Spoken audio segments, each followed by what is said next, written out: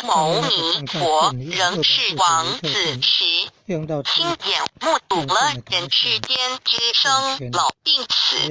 他告诉自己，一定要找到一条永恒之路。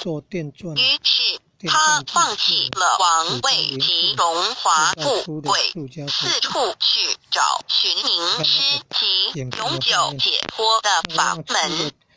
后来燃灯古佛为他受记，最后他修成了正果，也留下了许多的经典，引导众生开悟正果。About 2,500 years ago, when Sakyamuni Buddha was still a prince, he witnessed the four sufferings of life: birth, old age, sickness, and death.